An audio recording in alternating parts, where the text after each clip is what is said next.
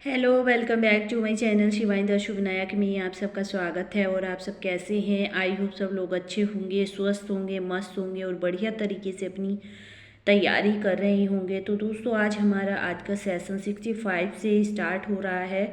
और सभी लोग जो लोग टीजीटी पीजीटी होम साइंस से तैयारी कर रहे हैं तो उस सेशन को रेगुलर देखिएगा। रेगुलर 8 बजे सुबह को मॉर्निंग में वीडियो अपलोड हो जाता है। और यहाँ पर आपको सेशन कैसा लगता है कमेंट बॉक्स में ज़रूर बताएं। आइए बिना समय गवाए अपना प्रश्न यहाँ पर आपका पहला प्रश्न है, मच्छर भगाने वाली दवाओं में सेकेंडरी रसायन कौन सा होता है? तो यहाँ पर रसायन की बात कर रहा है। एलिथीन होता है, पॉलीथीन होता है, या सल्फर होता है, या एसिटिलीन होता है?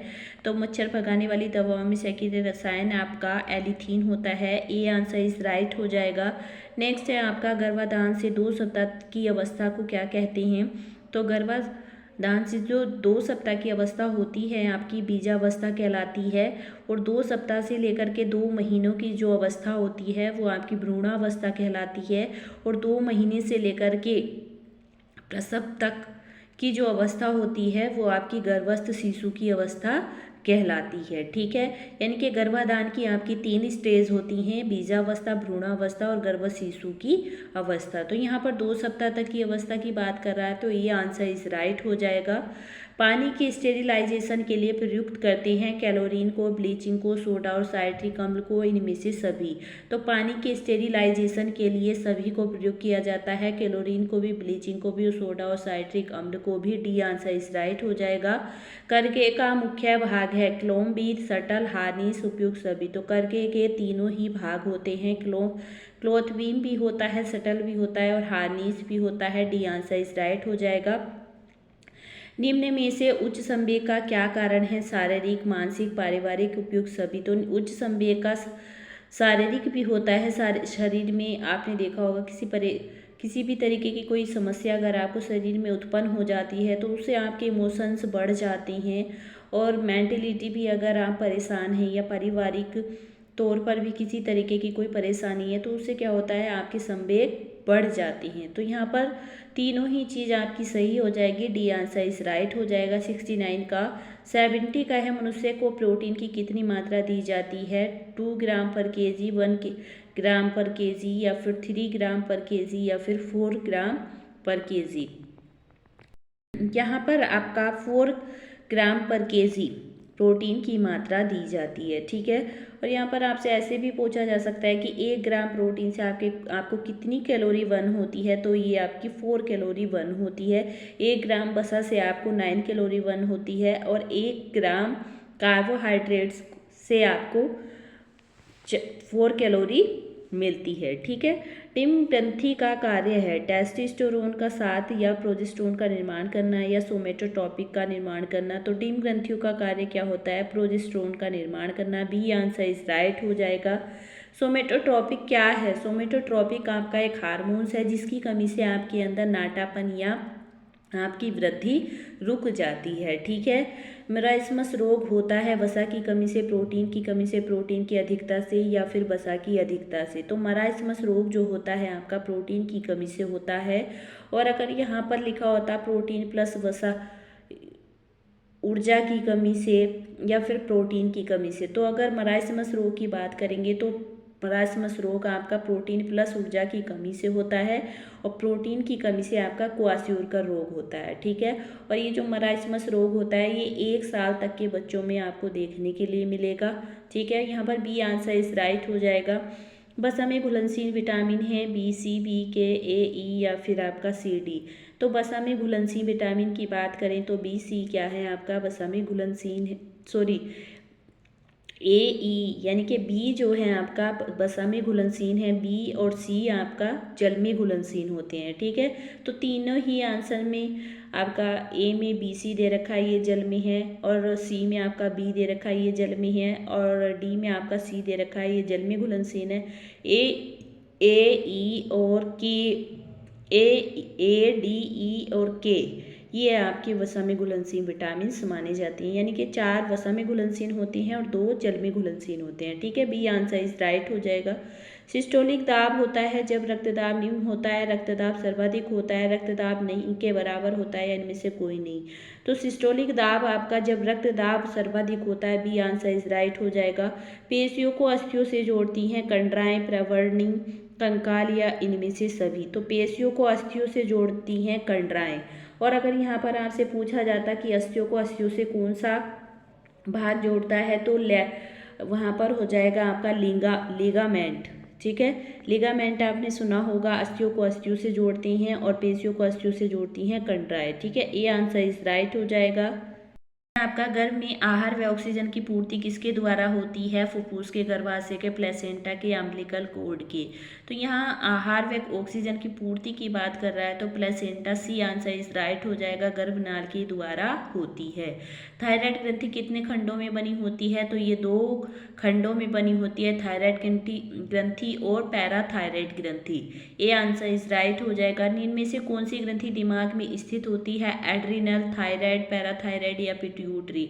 तो दिमाग में स्थित जो ग्लैंड्स होती हैं आपकी पिट्यूटरी ग्लैंड्स होती है, इसी को मास्टर ग्लैंड्स भी बोला जाता है। डी आंसर इज राइट हो जाएगा। इनमें से किन 2 रंगों से मिलकर हरा रंग बनता है? पीला और नीला, लाल व नीला, नीला और बैंगनी, इनमें से कोई नहीं। तो पीला नीला मिला करके आपका हरा रंग बनता है। ए आंसर इज राइट हो जाएगा।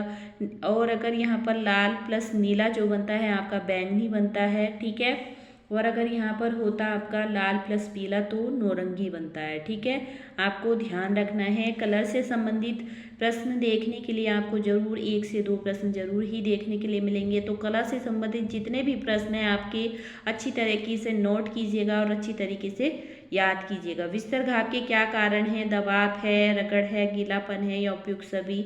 तो विस्तर घाव के सभी कारण हैं, सभी ऑप्शन आपके ठीक हो जाएंगे। डी आंसर इज राइट है।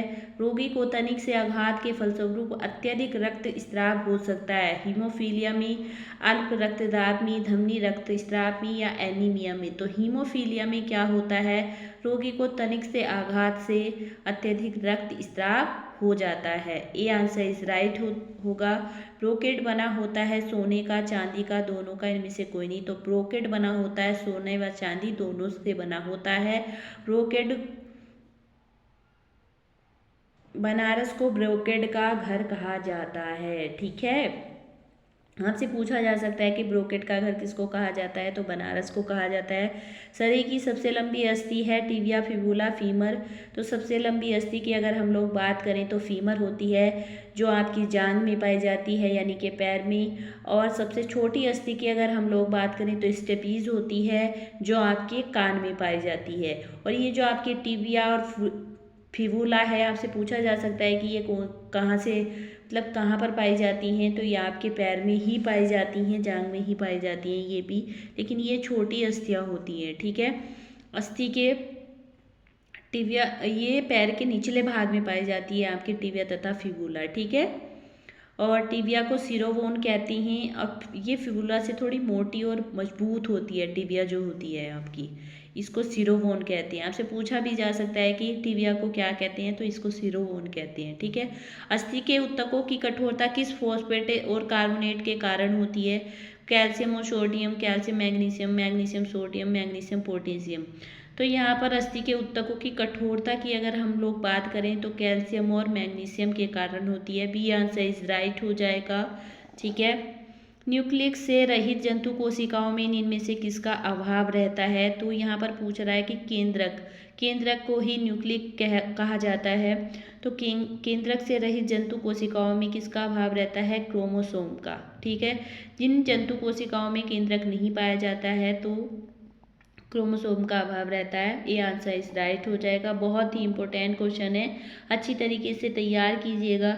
जितना भी आपका कोशिकाओं से संबंधित प्रश्न है तो वो आपको अच्छी तरीके से याद रखना है, क्योंकि कोशिकाओं से संबंधित भी आपको 1-2 प्रश्न देखने के लिए मिलेंगे। और आपके जो ये हार्मोन्स है, सोमेटोट्रोपिक हार्मोन, TSH, इनसे भी देखने के लिए आपको ज़रूर ही 1-2 प्रश्न मिलेंगे। मैं आपको मेन करा दूंगी। एक चीज़ आपको ये भी याद रखनी है, नलिका विहीन ग्रंथियाँ जो होती हैं वो हार्मोन्स का स्राव करती हैं या एंजाइम्स का। नलिका विहीन ग्रंथियाँ अंतःस्रावी ग्रंथियाँ होती हैं और ये हार्मोन्स का स्राव करती हैं। ठीक है, ये आपको बहुत अच्छी तरीके से याद रखना है। नलिका युक्त ग्रंथियाँ ब्राहा ग्रंथियाँ होती हैं, ब्राहास्थियाँ होती हैं, और ये जो आपकी ब्राहास्थियाँ होती हैं ये नलिका युक्त होती हैं और ये एंजाइम्स का स्राव करती हैं। ठीक है, यहाँ पर बात करेंगे नेक्स्ट प्रश्न की। उत्तर प्रदेश में हाई स्कूल की परीक्षा में बालिकाओं के लिए गृह विज्ञान अनिवार्य किस वर्ष विषय वर्ष में बना? तो ये उत्तर प्रदेश में हाई स्कूल की परीक्षा में बालिकाओं के लिए गृह विज्ञान अनिवार्य 1965 में बना। डी आंसर इज राइट हो जाएगा इसमें। एक वयस्क व्यक्ति में संपूर्ण भोजन प्रणाली तंत्र की लंबाई लगभग होती है। तो यहाँ पर भोजन प्रणाली तंत्र यानी आहार नाल की लंबाई आपसे पूछी जा रही है, तो 7.5 से लेकर के 9 मीटर होती है। ठीक है, वेरी इंपॉर्टेंट प्रश्न है, आज ही मैंने इसको डिटेल्स में भी पढ़ा है। तो बी आंसर इज राइट हो जाएगा। प्रसार शिक्षा निरंतर चलने वाली प्रक्रिया है, यह किनका कथन है? मैंने आपकी बहुत सारी परिभाषाएं अपने सेशन में कराई हुई हैं और जितना भी कराया है वेरी इंपॉर्टेंट है। अगर आप एग्ज़ाम देने के लिए बैठेंगे तो आपको 2-4 वहाँ पर देखने के लिए ज़रूर ही मिलेंगी। तो इसलिए वीडियो को पूरा देखिएगा और वीडियो में जितना भी आप लोगों को कराया जा रहा है तो अच्छी तरीके से सॉल्व कीजिएगा, ताकि आपको भी पता चल जाए कि आप मेरे 50-60 प्रश्नों में आपके कितने मार्क्स आते हैं या आपको कितना पता है कितना नहीं पता है। तो यहाँ पर प्रसार शिक्षा निरंतर चलने वाली प्रक्रिया है, यह किसने कहा है? ओपी धामा ने कहा है। यह आंसर इज राइट हो जाएगा। इंसुलिन का स्रावण होता है, इंसुलिन का स्रावण कहाँ से होता है? तो ये आपका अग्नाशय द्वारा होता है और अग्नाशय की 3 कोशिकाएं होती हैं, एक अल्फा कोशिका होती है, एक बीटा कोशिका होती है और एक गामा कोशिका होती है। जो आपकी अल्फा कोशिका होती है उसे ग्लूकागोन का स्राव होता है और ये जो ग्लूकागोन हार्मोन्स है आपका, ये रक्त में शर्करा के स्तर को बढ़ाता है। और बीटा कोशिका जो होती है आपकी, उससे इंसुलिन का स्रावण होता है।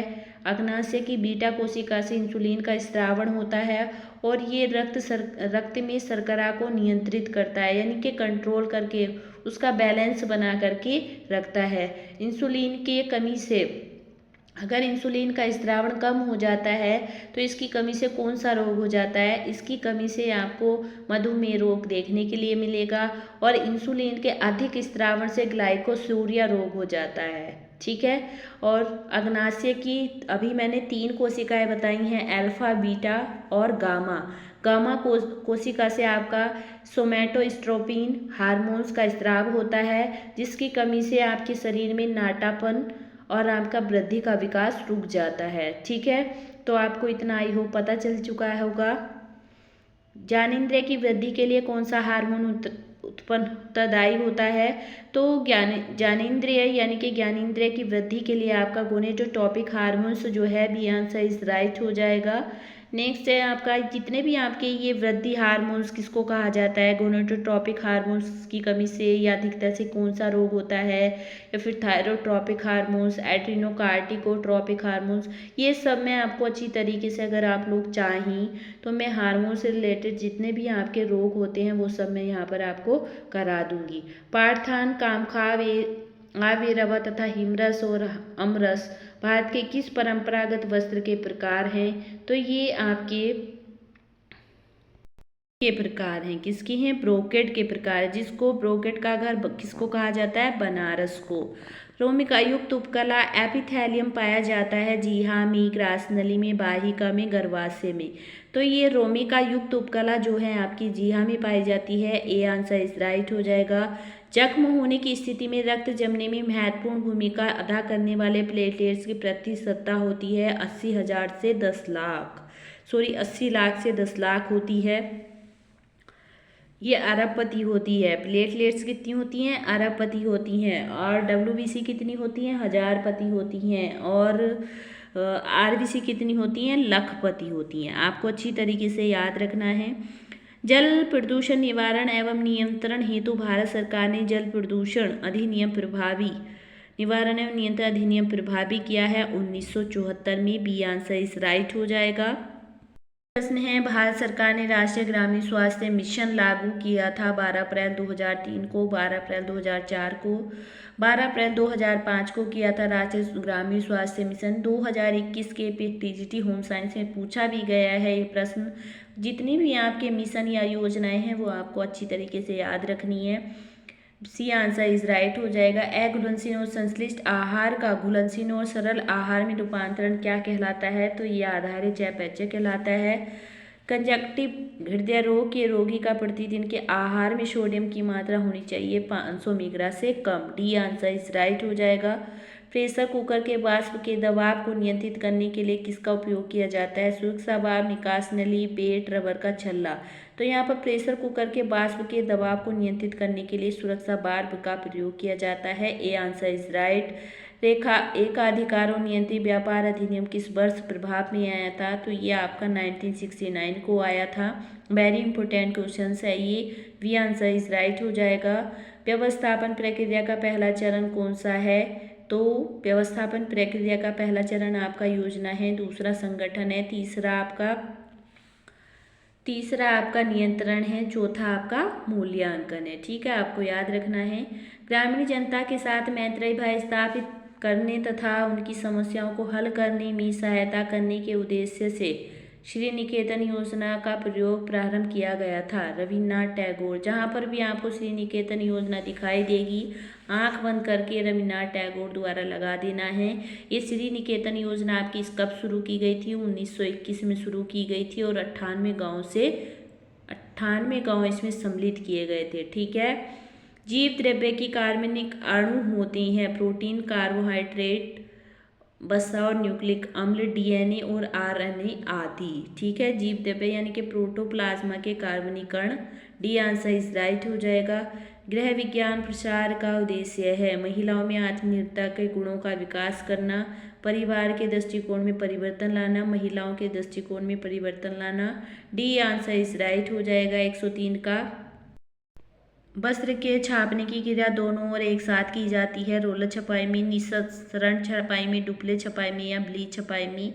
तो रोलर छपाई में वस्त्र की छापने की क्रिया दोनों ओर की जाती है। आंसर इज राइट हो जाएगा। रोगी के लिए आहार आयोजित करते समय इनमें से किस पर ध्यान दिया जाता है? रोगी की भोजन संबंधी आदतें, आहार की प्रकृति, रोग का कारण जानना। डी आंसर इज राइट हो जाएगा। अंतःश्वसन होता है श्वास नलिका में, रक्त कोशिकाओं व ऊतकों के बीच में, फेफड़ों में या इनमें से कोई नहीं। तो अंतःश्वसन आपका होता है रक्त कोशिकाओं व ऊतकों के बीच में। बी आंसर इज राइट हो जाएगा। श्वसन क्रिया का नियंत्रण किसके द्वारा नहीं होता है? केंद्रीय तंत्रिका तंत्र, पैरासिम्पैथेटिक तंत्रिका तंत्र, स्वचालित तंत्रिका तंत्र या सिंपैथेटिक तंत्रिका तंत्र। तो यहाँ पर श्वसन क्रिया का नियंत्रण आपका स्वचालित तंत्रिका तंत्र के द्वारा नहीं होता है। सी आंसर इज राइट हो जाएगा। वृक्क की रचनात्मक व कार्यात्मक इकाई नेफ्रॉन होती है। B answer is right. मनुष्य के सभी कृंतक व रत्नक तंत्र गिर जाने पर शेष बचेंगे। तो आपके कृंतक और रत्नक दंत कितने होते हैं? 12 होते हैं। ठीक है, यानी कि 8 आपके होते हैं कृंतक और 4 आपके होते हैं रत्नक। अब जब हमारे 32 में से 12 दांत गिर जाएंगे तो कितने दांत बचेगा? 20 दांत बचेगा। बी आंसर इज राइट हो जाएगा। यहीं पर मैं आपको दांतों का 21-23 अपोन, ठीक है, 21-23 अपोन 21-23 ये दांतों का सूत्र है। इसके माध्यम से आप अंदाज़ा लगा सकते हो कि सीजर कौन कितने होते हैं, कैनिन्स कितने होते हैं, इंसीजर कितने होते हैं, प्रीमोलर कितने होते हैं और मोलर कितने होते हैं। आपसे पूछा जा सकता है कि एक दंती दंत कौन से होते हैं? तो एक दंती दंत जो होते हैं आपके प्रीमोलर होते हैं। ठीक है, प्रीमोलर दांत 8 से 10 साल की अवस्था में निकलते हैं, ये पहले नहीं निकलते हैं प्रीमोलर, जिनको अग्रचवर्णक दांत बोला जाता है। ठीक है, और ये एक दंती होते हैं। बाकी आपका रदनक, भेदक और मोलर जो होते हैं वे द्विदंती होते हैं, यानी कि वे दूध के दांत भी निकलते हैं और स्थायी दांत जो आपके बाद में निकलते हैं दूध के दांत टूटने के बाद वो भी निकलते हैं। लेकिन जो ये अग्रचवर्णक यानी कि प्रीमोलर हैं ये सिर्फ एक ही बार निकलते हैं 10-12 साल की उम्र में। ठीक है, तो ये आपको अच्छी तरीके से याद रखना है। और आपसे पूछा भी जा सकता है कि दांत कितने प्रकार के होते हैं। दांत 4 प्रकार के होते हैं। दांतों को कितने भागों में बांटा गया है, तो दांतों को 2 भागों में बांटा गया है, स्थायी दांत और अस्थायी दांत। अस्थायी दांत दूध के दांतों को कहा जाता है। अस्थायी कृंतक दांतों की संख्या कितनी है? 20 है, जो आपके दूध के दांत माने जाते हैं। यानी कि दूध के दांत सिर्फ 20 ही निकलते हैं, बाकी नहीं निकलते हैं। ठीक है, तो ये आपको दांतों के बारे में इतनी जानकारी ध्यान में रखना है, क्योंकि हर साल का पेपर आप उठा करके देख लीजिए। जितनी बार भी आपका टीजीटी होम साइंस का पेपर उठा करके देख लीजिए, वहाँ पर आपको दांतों से संबंधित 1-2 प्रश्न देखने के लिए ज़रूर ही मिलेंगे। लास्ट ईयर भी आपका पूछा गया था कि अस्थायी कृंतक दांत कितने होते हैं, ये पूछा गया है। ठीक है, केंद्रक के अभाव में कोशिका में इनमें से कौन अनुपस्थित रहता है? अभी लास्ट में भी आपको बताया है, केंद्रक के अभाव में कोशिका में अनुपस्थित आपका गुणसूत्र रहता है। अगर कोशिका में केंद्रक का अभाव है, केंद्रक की कमी है, तो गुणसूत्र वहाँ पर नहीं पाया जाएगा। ठीक है, आपने देखा होगा जिनकी भी कोशिकाओं में केंद्रक नहीं होता है तो उनमें गुणसूत्र नहीं पाया जाएगा। बी आंसर इज राइट हो जाएगा। प्रसार शिक्षा स्कूल के बाहर दी जाने वाली एक व्यवस्था है जिसमें प्रौढ़ व युवा व्यक्ति सीखते हैं। यह कथन किसका है? तो ये कथन है आपका डी एंसमीगर का। सी आंसर इज राइट हो जाएगा। सिलाई में ट्रेसिंग विधि प्रयोग की जाती है ब्लाउज हेतु, पेटीकोट हेतु या शर्ट हेतु? तो ट्रेसिंग विधि आपकी ब्लाउज हेतु की जाती है। ये आंसर इज राइट हो जाएगा। परिधानों के वस्त्रों के चुनाव में इनमें से किस पर ध्यान देना चाहिए? अवसर पर, फैशन पर, क्रियाशीलता पर, इनमें से सभी? तो परिधानों के वस्त्रों पर निम्नलिखित में से उपयुक्त सभी आ जाएगा। फैशन पर भी दिया जाता है, अवसर पर भी, और क्रियाशीलता पर भी दिया जाता है।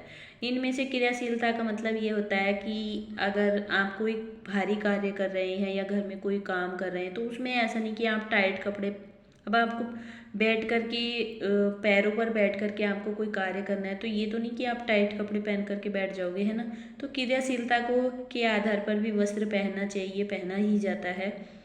इनमें से किस प्रकार का लेखा भविष्य योजना हेतु सहायक होता है? दैनिक, वार्षिक, मासिक? तो मासिक लेखा जो होता है वो भविष्य योजना हेतु सहायक होता है। बी आंसर इज राइट हो जाएगा।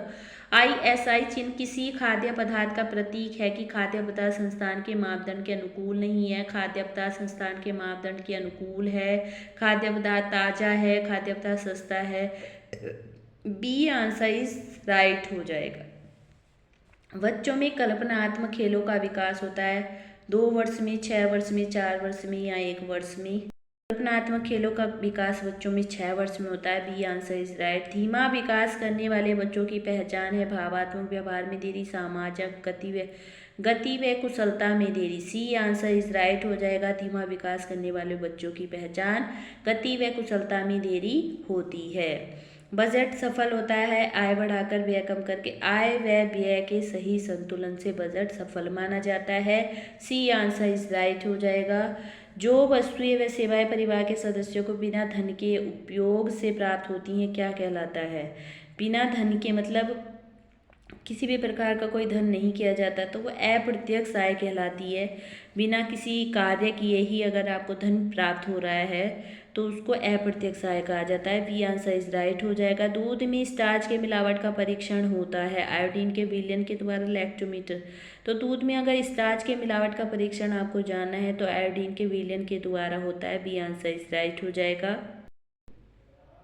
निम्नलिखित में से इसे जेवल वाटर कहते हैं। जेवल वाटर किसको कहा जाता है? Potassium permanganate, sodium perborate, sodium bisulphate या सोडियम हाइपोक्लोराइड? सोडियम हाइपोक्लोराइड को जेवल वाटर कहा जाता है। डी आंसर इज राइट हो जाएगा।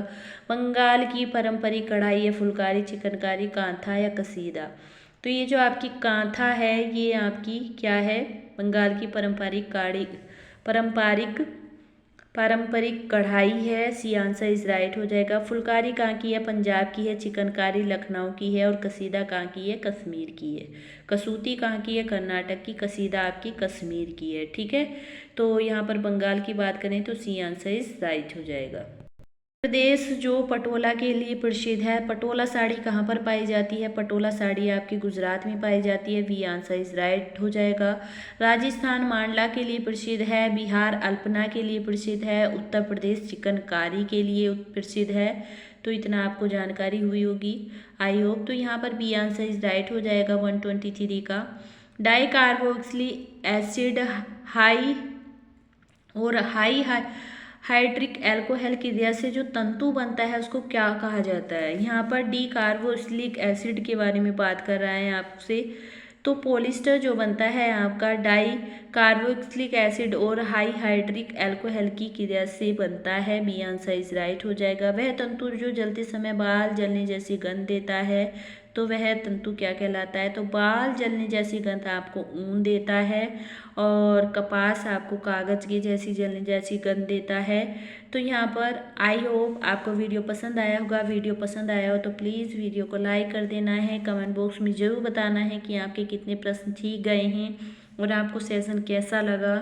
और सेशन अगर आपको अच्छा लगा हो तो प्लीज़ वीडियो को लाइक ज़रूर कर देना है। चैनल पर नए हैं तो चैनल को सब्सक्राइब कर देना है। मिलते हैं इसी तरीके से अपनी नेक्स्ट सेशन में। तब तक के लिए अपना ध्यान रखिएगा और मेहनत कीजिएगा। मेहनत ही इंसान को आगे ले जाती है और मेहनत पता नहीं इंसान को क्या से क्या बना देती है। तो इसलिए अपनी मेहनत पर पूर्ण विश्वास कीजिएगा और मेहनत बहुत शिद्दत और ईमानदारी से कीजिएगा ताकि आपको कल पछताना ना पड़े और एक पद आप लोग भी अच्छी तरीके से हासिल कर सकें। अपने मम्मी पापा, अपनी अगर आप एक हाउस वाइफ हैं तो अपने पति, अपने परिवार का नाम रोशन कर सकें। मिलते हैं आपसे नेक्स्ट ब्लॉग में। बस यही दुआ है कि आप लोग भी मेहनत करते रहें और हम लोग भी। तब तक के लिए बाय बाय।